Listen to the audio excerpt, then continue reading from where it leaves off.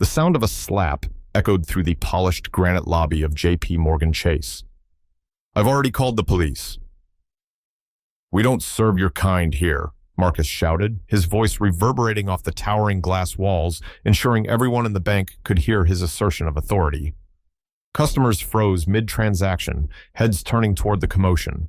Terry Crews stood perfectly still, his cheeks stinging from the impact, his eyes locked on the man who had just struck him. Marcus Holt, customer service manager, his name tag gleaming under the LED lights. Two security guards rushed over, not to restrain Marcus, but to surround Terry. "You're under arrest, sir," they said. Phones emerged as bystanders began recording the unfolding scene, another viral moment of discrimination in America. Some looked uneasy, others curious, but most watched in silence, unwilling to intervene. Instead of reacting with anger or fleeing in humiliation, Terry straightened his posture, adjusted the plain jacket he wore over his simple shirt, and spoke with a voice that carried the quiet confidence of someone unaccustomed to being challenged. "I believe there's been a misunderstanding," he said, each word deliberate and calm, despite the red handprint forming on his dark skin. Terry Crews, the world's most celebrated television host and the CEO of a conglomerate controlling some of America's most prestigious banks, was the definition of self-made success. The son of a factory worker and a community organizer, he had worked his way through college with multiple jobs, earned his MBA while raising his daughter alone after his wife's passing, and built Crews Financial from a small advisory firm into a banking empire with assets exceeding billions. His face had graced magazine covers, his name adorned donor walls at hospitals and universities, and his signature authorized deals that transformed communities. But none of that was visible as he stood in JPMorgan Chase that day. The tailored suits and bold accessories that defined his public persona were replaced by off-the-rack clothes from a department store.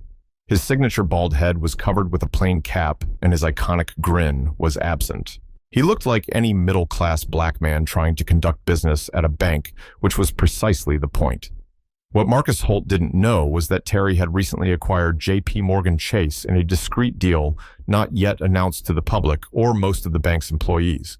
Only the board and top executives knew ownership had changed hands, with the reveal planned for later after Terry completed his undercover assessment of the bank's practices. This wasn't just any bank to Terry. This specific branch of JPMorgan Chase held personal significance. Decades earlier, his grandfather, James Carter, had walked through these same doors seeking a small business loan. Despite excellent credit and a solid income, he was denied with vague excuses about high-risk profiles. That rejection had altered his grandfather's life, forcing him to abandon his entrepreneurial dreams and remain in a cycle of financial struggle. "Some things don't appear in audits or financial statements," Terry had told his executive team when outlining his undercover plan. "Discrimination doesn't show up on balance sheets. Bias isn't reflected in quarterly reports. The only way to understand what customers experience is to become one." His team had objected it was unconventional, risky. What if he was recognized? What if something went wrong? Wouldn't mystery shoppers or consultants be better? But Terry was resolute. "You can't fix what you don't understand from the ground up," he insisted with the same quiet determination that had built his empire. "I need to see it with my own eyes, feel it with my own heart. That's the only way to create real change." Away from the boardrooms and television studios, Terry's life was defined by his relationship with his daughter, Lila, who at 17 represented everything he worked for the future he was building, not just for his family, but for all those systematically denied opportunity. Their modern home, filled with awards and mementos from his hosting career, reflected his success, but also reminded him why it mattered. The night before his third visit to JPMorgan Chase, the visit that would end with a slap and a police call, Lila had questioned his approach over dinner in their sleek kitchen overlooking the city skyline. "I don't get it, Dad," she said, pushing her plate aside. "You literally own the bank now. Why not just fire everyone and start over? Why put yourself through this experiment?" Terry considered her question carefully, as he did all questions from his brilliant, impatient daughter. Because firing people without understanding the problem doesn't solve anything. Those same people get hired elsewhere and keep doing the same things. The system doesn't change, so you're going to let them disrespect you after everything you've built? Lila's voice carried the indignation of youth, the belief that power should be wielded swiftly. "Sometimes the most powerful thing you can do is be underestimated," Terry replied softly but firmly. Your great-grandfather taught me that. He couldn't fight the system that denied him from the outside, but I can change it from the inside. What Lila couldn't fully grasp, what few in Terry's position could, was the double consciousness he navigated his entire life, the constant awareness of being both a global celebrity and a black man in America. JPMorgan Chase was more than another acquisition in his portfolio. It symbolized a reckoning with a system that had denied opportunity to people like his grandfather. The bank had a complex history, mirroring the nation's fraught relationship with race and money. Founded as a titan of finance, it had grown by serving affluent clients while systematically denying services to qualified black applicants. This was what Terry aimed to document through his undercover visits, while he stood in a simple jacket and slacks in the lobby of a bank he already owned, asking for services that were his to command. Terry's first visit to JPMorgan Chase began on a quiet morning, timed to avoid peak hours while ensuring enough customer traffic to observe typical service patterns. The branch occupied a sleek glass building in the financial district, its chrome fixtures and minimalist design projecting wealth and exclusivity. The message was clear.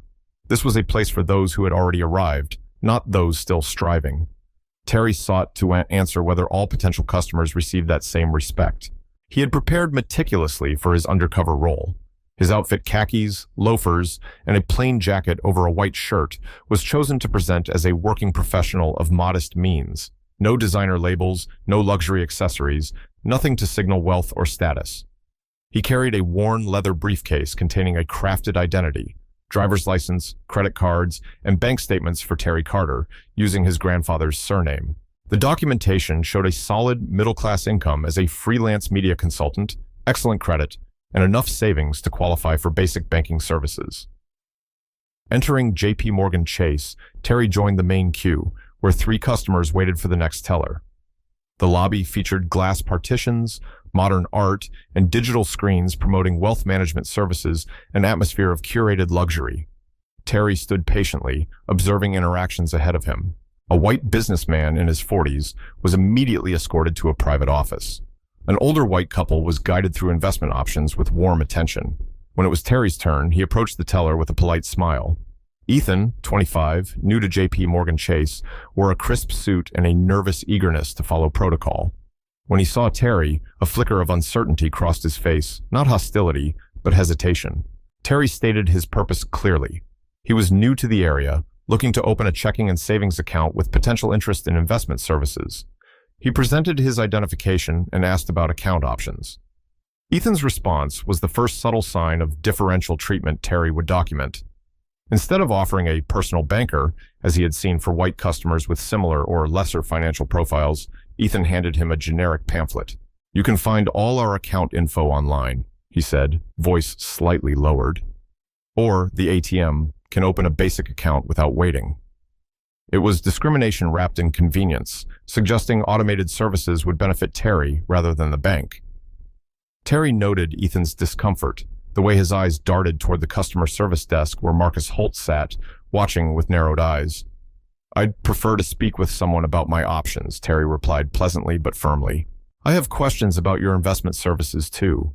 Ethan's unease grew. I'll see if anyone's available, he said, picking up his phone while avoiding eye contact. The brief conversation that followed was telling for its coded language. I have a walk-in asking for account services. Yes, he's requesting a banker. I understand, but he specifically asked. Okay, I'll let him know. He hung up and offered an apologetic smile that didn't reach his eyes. All our personal bankers are with clients. It might be a long wait. Are you sure you wouldn't prefer our online services? They're really user-friendly. As this unfolded, the front doors opened to admit a white woman in her 30s, dressed in casual business attire similar to Terry's. Without hesitation, Marcus rose from his desk and approached her with a warm welcome. Good morning. Welcome to JPMorgan Chase. Looking to open an account? I'd be happy to assist personally.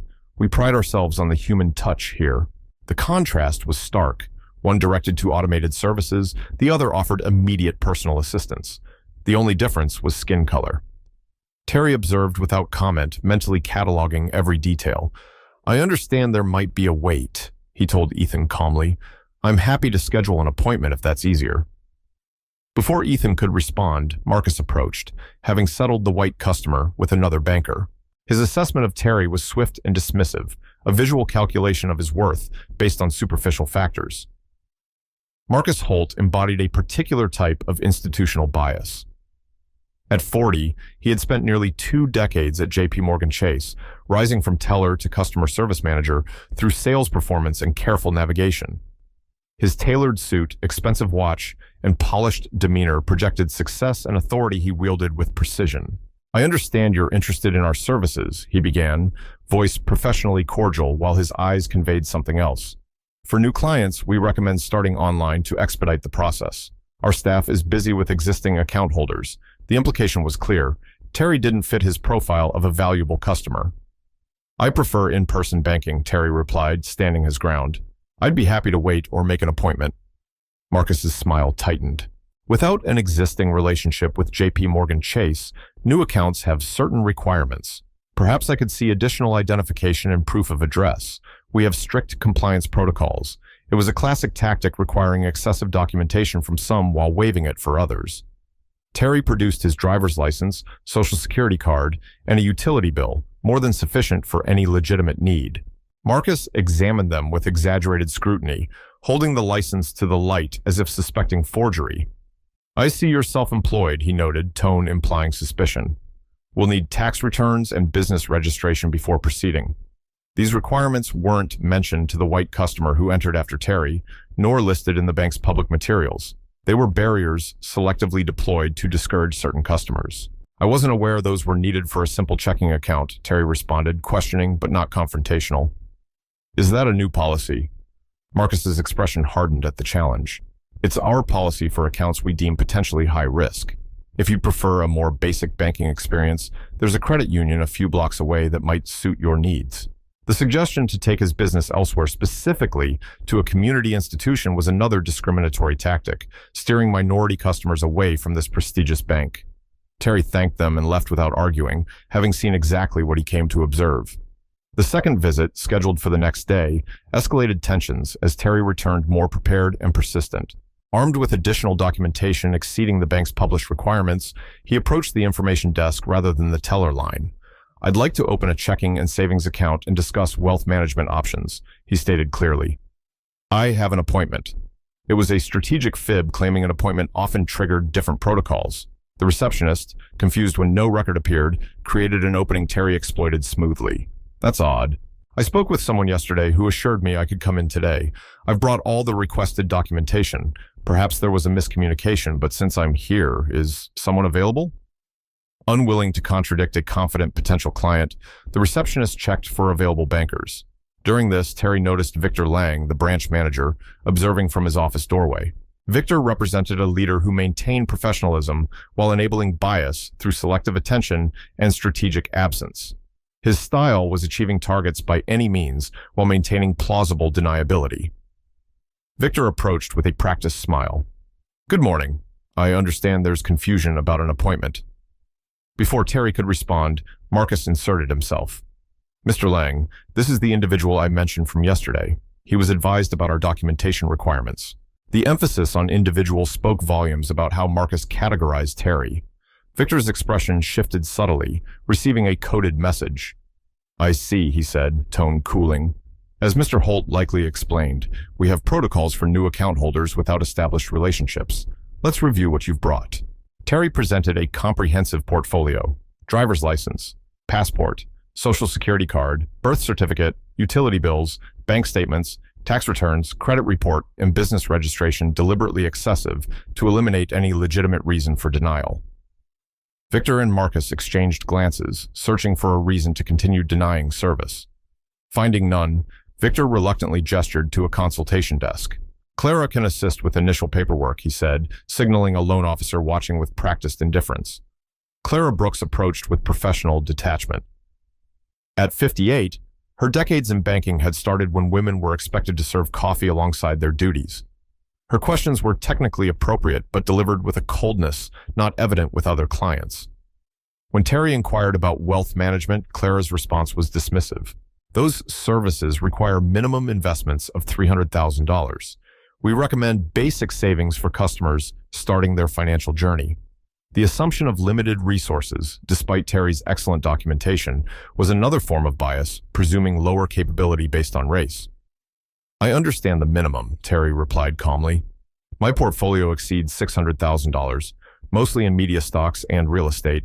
I'm interested in diversification. Clara's surprise was brief before she masked it. We'd need to verify those assets. The documentation requirements are extensive. Of course, Terry agreed, though I noticed the couple at the next desk discussing investments without such verification. Is there a different procedure?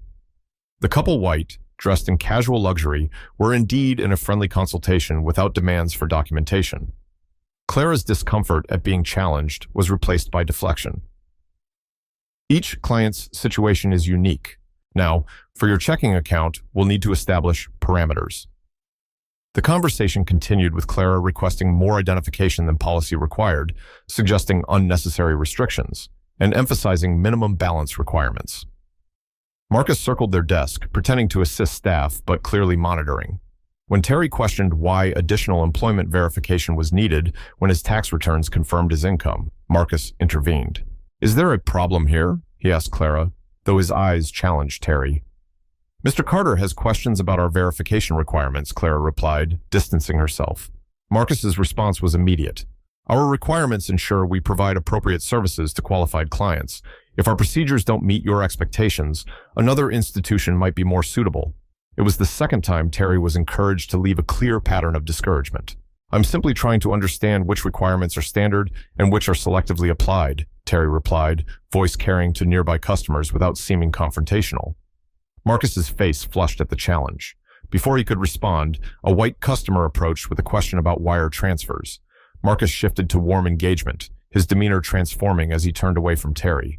This provided another example of differential treatment, same banker, different personas based on race. When Marcus returned, his expression had hardened. We'll need time to process your application and verify documentation. We'll contact you in 7 to 10 business days. It was another delay tactic. White customers opened accounts on the spot, while Terry faced an extended wait despite providing more documentation. His calm persistence had agitated Marcus. As Terry gathered his papers, he made one final observation. I noticed the gentleman who arrived after me has already opened his account and received temporary checks. Is there a reason my process takes 7 to 10 days while his was immediate? Marcus's jaw tightened. As I've explained, each situation is unique. We've done everything to accommodate you today. If you'll excuse me, I have other clients. He walked away abruptly, leaving Clara to conclude awkwardly. As Terry left, he noticed customers watching with expressions from embarrassment to anger. Outside, he documented everything. The differences in treatment, the tactics used to discourage him, the employees involved. The pattern was clear, consistent with decades of research on banking discrimination. What made his situation unique was that he wasn't just documenting these practices, he was experiencing them as the owner of the institution perpetuating them. The third visit, planned for the next morning, would prove the breaking point. Terry arrived dressed slightly more formally, still middle class but projecting greater confidence. His documentation was organized in a leather portfolio, his manner composed and determined. As he entered the familiar lobby, the atmosphere shifted subtly. Ethan glanced up from his teller window, then looked down. Clara turned away, suddenly absorbed in paperwork. Marcus, conversing near the loan department, stiffened when he saw Terry. Terry approached the information desk with purpose. Good morning. I'd like to speak with someone about business loan options. I'm considering expanding my media consulting practice. The receptionist, new to Terry but aware of him through staff whispers, responded neutrally. Do you have an existing business account with us? Not yet, Terry replied. I'm evaluating banking relationships for personal and business needs. The receptionist glanced at Marcus, who nodded slightly. Please have a seat in the waiting area. Someone will be with you shortly. The waiting area allowed Terry to observe operations. He noticed Marcus and Victor in hushed conversation, their eyes occasionally darting toward him. More telling was Marcus's subsequent talk with employees, clearly discussing Terry while pretending to address routine matters. After a long wait, during which 3 white customers were assisted immediately, Clara approached with a thin folder. We have standard materials about our business services, she said, handing it over without sitting a signal of a brief interaction. The basic requirements are on the first page. Terry opened the folder to find generic marketing materials, not specific loan products. I was hoping to discuss options tailored to my business. I have projections and plans I'd like reviewed. Clara's discomfort was evident as she glanced at Marcus, watching closely. Our business lending specialists are with clients. Perhaps you could leave your materials and someone will contact you. Before Terry could respond, the doors opened to admit a white man in business casual attire.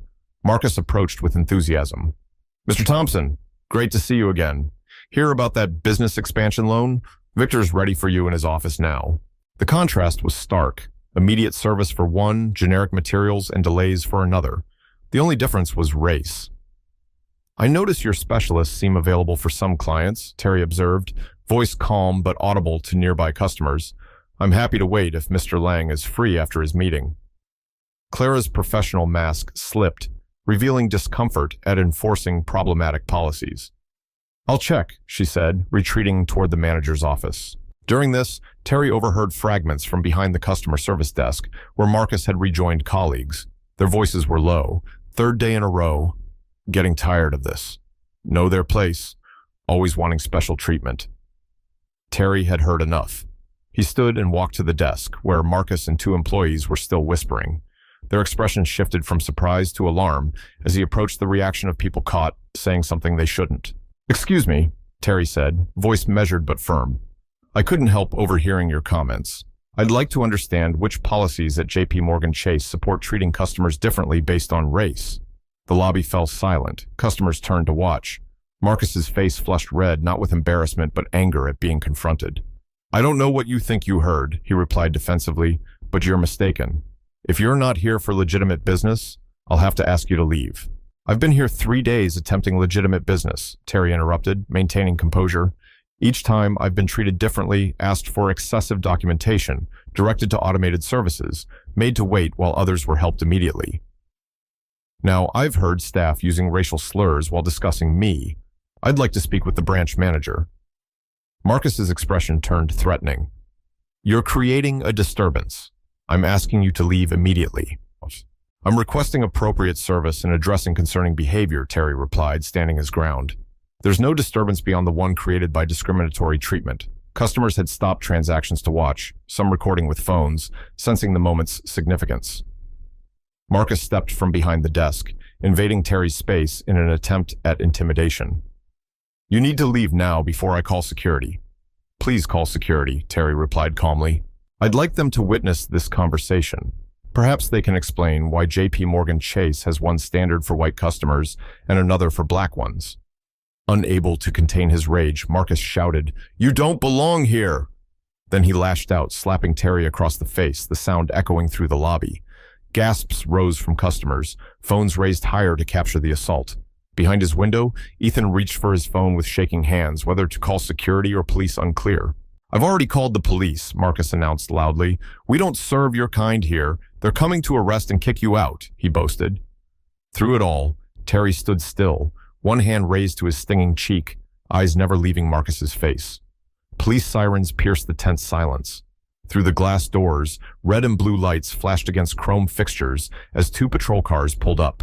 Customers and staff watched with expressions from concern to fascination as 3 officers emerged, adjusting belts and scanning the building. Inside, Marcus straightened his tie, the arrival of law enforcement seeming to validate his perception of Terry as the threat despite his own assault. They're here, he announced unnecessarily, voice smug. Security moved to detain Terry as the officers entered. The lead officer, a middle-aged white man with a weathered look, entered with his hand near his weapon, eyes locking on Terry without scanning the scene. Behind him followed a younger white officer with similar posture and an African-American woman hanging slightly back. Marcus stepped forward, hand extended. Officer, thank you for responding quickly. This man has been causing a disturbance and became physically threatening when asked to leave. We've had to restrain him from attacking staff. It was a brazen lie, reversing what had occurred and what dozens witnessed. Yet Marcus's confidence showed his belief in his credibility over Terry's. The lead officer nodded, accepting the account without question despite the visible mark on Terry's cheek. His body language shifted, perceiving Terry as the threat, hand inching closer to his weapon. Sir, I need you to put your hands where I can see them and step away from other customers, he commanded, tone firm. Throughout, Terry maintained composed dignity. He raised his hands to shoulder height, compliant but not submissive, and addressed the officers clearly. Officers, there's been a misrepresentation. I was physically assaulted by this employee after questioning discriminatory practices. The incident is on security cameras and several customers have footage. I respectfully request you review this evidence before proceeding. Sir, the female officer addressed Marcus, you reported this man threatened staff physically. Can you describe what happened? Marcus's confidence wavered under direct questioning and witness eyes. He became aggressive when asked to leave, made threatening movements, and refused to comply with instructions. A middle-aged white woman stepped forward. That's not what happened. He slapped him across the face. We all saw it. I have it on video. Other voices joined, contradicting Marcus's narrative. Sir, multiple witnesses contradict your account, the female officer said. The security footage should clarify. We'll need to review it immediately. Marcus's composure cracked. We can't access footage on demand. There are protocols, authorizations from corporate.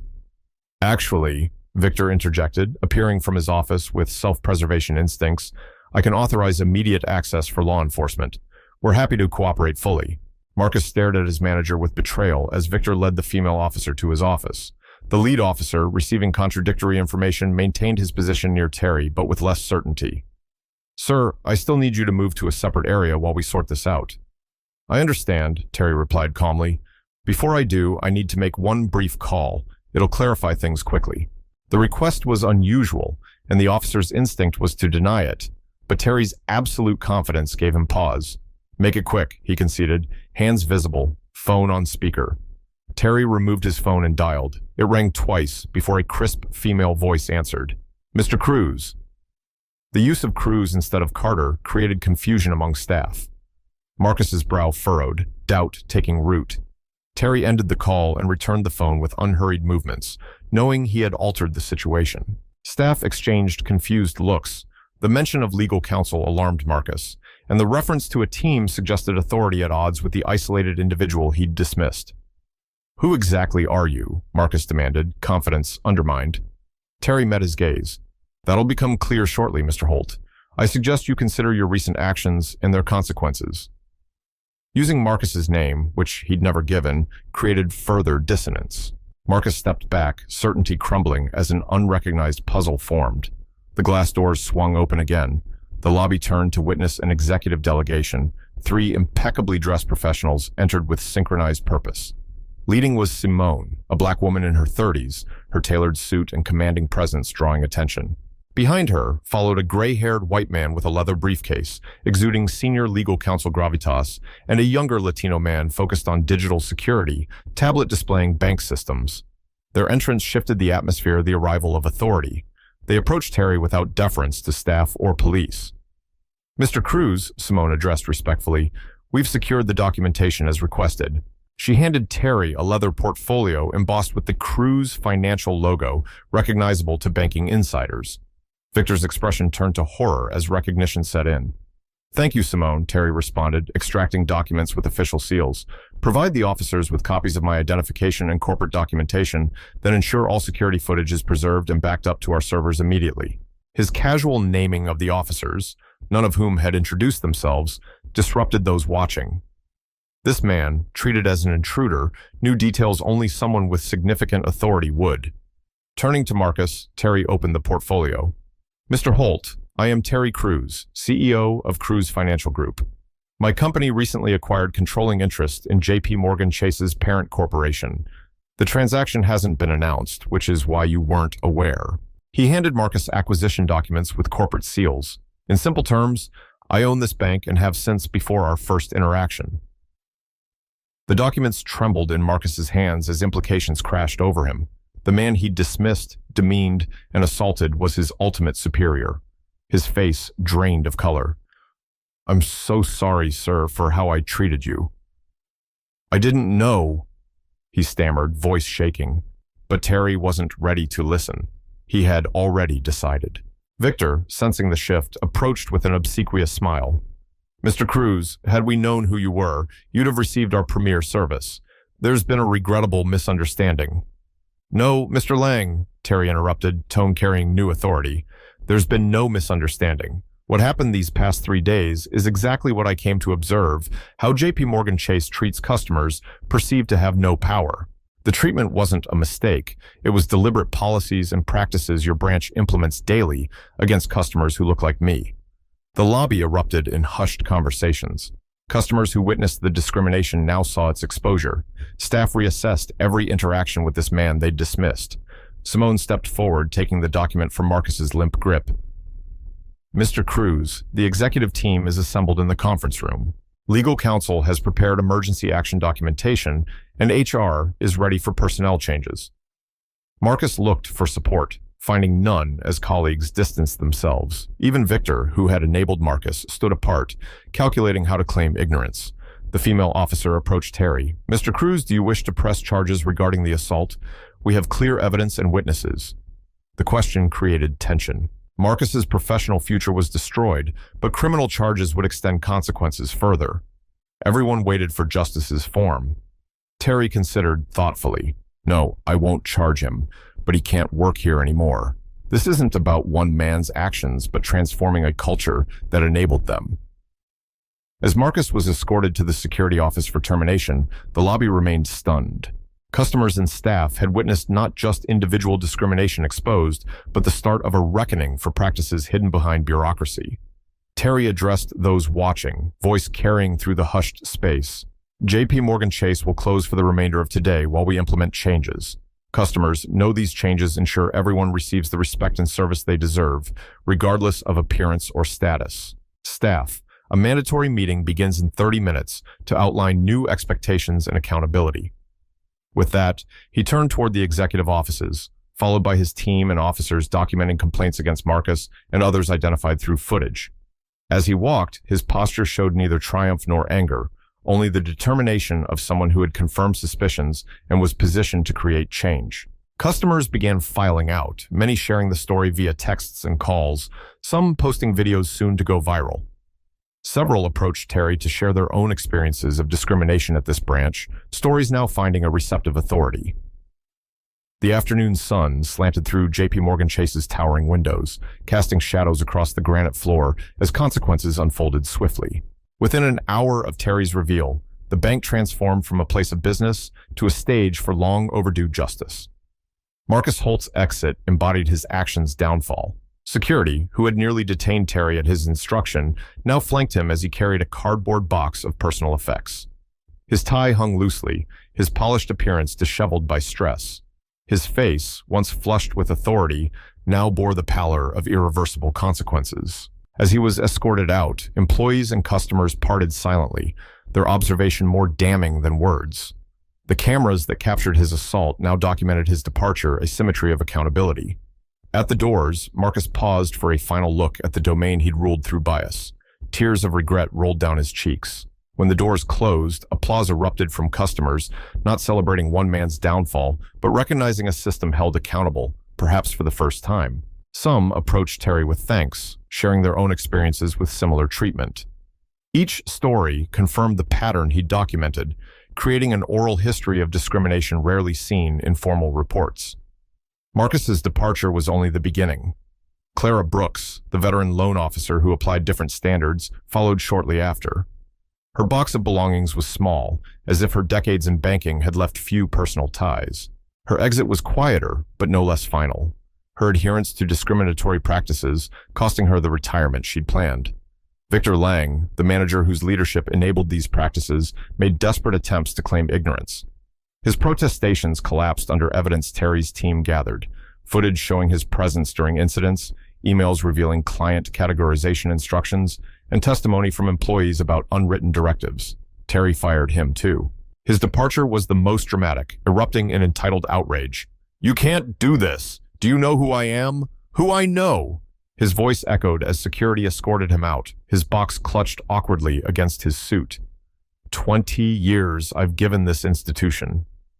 What Victor failed to grasp was that his tenure aggravated his culpability years of enforcing bias, training bankers to perpetuate it, presenting respectability to conceal racism. These were not achievements, but a record of harm. As the doors closed behind the third terminated executive, Terry addressed the remaining staff. What you've witnessed isn't about punishment, but systemic change. Those asked to leave received documentation of specific violations of policy, ethics, and law. Similar reviews are underway at all branches. Those who stay with JPMorgan Chase will operate under new standards of accountability, transparency, and respect for every customer, regardless of appearance, accent, or account balance. His words resonated, creating a reckoning for employees. Some nodded in relief, freed from practices conflicting with their ethics. Others looked uncertain, calculating if they could adapt. A few glanced at the doors, suggesting they might follow similar paths. Outside, the day's events spread beyond the bank's walls. The first news van arrived soon after Marcus's exit, responding to viral videos circulating online.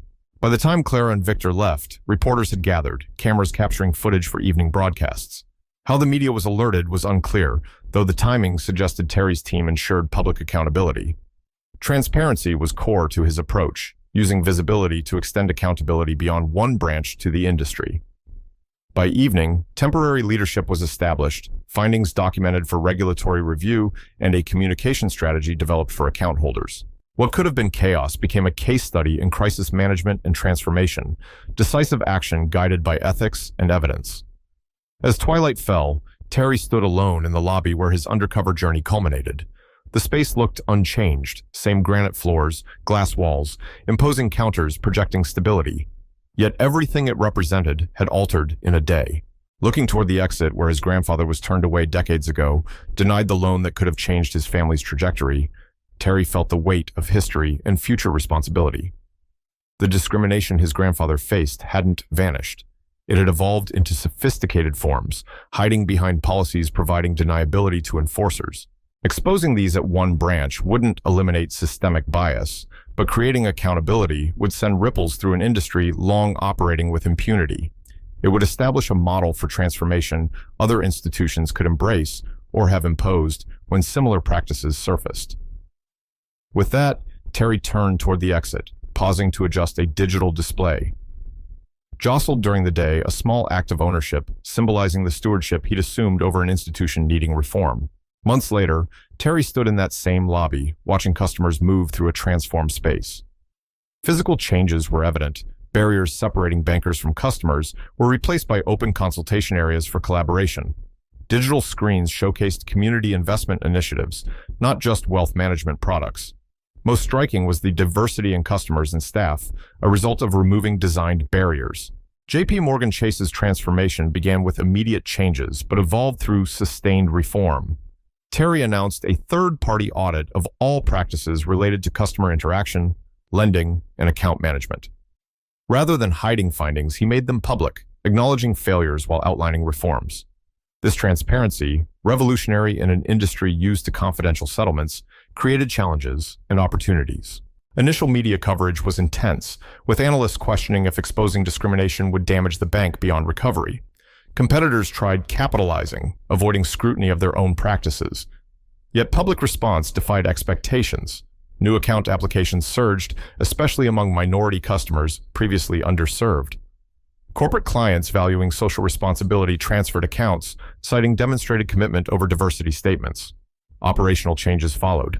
Client categorization based on perceived value, racial and socioeconomic sorting, disguised as financial criteria, was replaced with consistent service protocols. Documentation requirements were standardized and transparent, eliminating subjective barriers.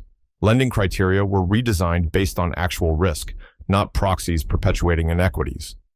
Zip code qualifications, a modern redlining that denied Terry's grandfather, were eliminated for individual assessment. Community investment initiatives opened pathways in underserved neighborhoods. Changes extended to personnel. Hiring practices created a workforce reflecting served communities. Banking experience was valued, but not privileged over community connection and ethics. Every hiring committee included diverse perspectives to minimize bias. Employees received training on financial discrimination history, unconscious bias mechanisms, and equitable service methods. As Terry walked through the transformed space, he noted interactions once improbable. An elderly black man in modest clothing receiving detailed investment advice with the same respect as a wealthy white client. A young Latina entrepreneur discussing loans without excessive documentation. An Asian family opening accounts with standard identification. He smiled, knowing the change he sought was reflected. If you love this story, click subscribe and share with others. See you in the next video.